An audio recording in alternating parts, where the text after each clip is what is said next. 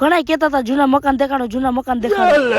જય દ્વારકાધીશ મિત્રો, સ્વાગત છે તમારું મારા ફરીથી એક નવા 10 મિનિટ વ્લોગમાં. આજે આપણે ઘેરેથી થોડોક સામાન ભરવાનો બાકી હતો એટલે સામાન ભરવા જવાનો છે. પેલા તો ટ્રેક્ટર ભર્યું હતું બાજરાથી, એ તો ઠલવી નાખ્યું અને પછી હું ટ્રેક્ટરમાં ચડી ગયો. ટ્રેક્ટર ધીમે ધીમે જવા માંડ્યું આપણા ઘર બાજુ અને ઘેરે પૂગી ગયા. બેરલ ને જે ટ્રેક્ટરમાં ભર્યું હતું ઉતારી નાખ્યું. હવે તમને આપણા ઘર અંદરથી દેખાડી દઉં. આપણે પેલા આ ઘરમાંથી રહેતા અને આ કોમ્પ્યુટર આપણે લઈ જવાનું હોય વાડી. અટાણે તો જો પેટારા ને દોયડા ને બેરલ ને એવું બધું ભર્યું છે અંદર. પેલા આપણે આયા જ રહેતા ને આ બીજું ઘર, આમાં કબાટ ને એ બધું ભર્યું ને આપણે કોમ્પ્યુટર રાખતા. અને હજી એક બેઠક રૂમ છે, એ બેઠક રૂમે તમને દેખા દો. આમાં જો બાસકા ને ઘંટી ને એવું બધું પડ્યું છે. ઘંટી તો આજે આપણે લઈ જવાની. આ હે આપણે દાદીમાં હતા ને એ સમયનો આ રહ્યો. પેલા તો જો આપણે આવા મકાનમાં રહેતા ને હવે તો વાડીએ નવા બની ગયા એટલે ન્યા રહેવા વહી જવાનું હોય. જો ઘંટી ભરી લીધી, બીજો નાનો મોટો સામાન ભરી લીધો. જે આપણે જરૂર સામાન હતો એ ભરી લીધો ને એ ભરીને વાડી પૂગી ગયા. વાડી પૂગીને અહીંયા બેઠા હતા તો રાજાભાઈ આવી ગયા હતા. એ અને પપ્પા બેઠા હતા ને વાતો કરતા હતા. તા તો આપણે અંદર આવીને જોતા તો જયદીપભાઈ કોમ્પ્યુટર લાવ્યો હતા, કોમ્પ્યુટર નું સેટઅપ કરી લીધું. રાણે ગીત વગાડતા હતા. રૂંઢો થઈ ગયો ને પપ્પા રાણે કુંડી સાફ કરી, કેમ કે કુંડી નવી ભરવાની છે.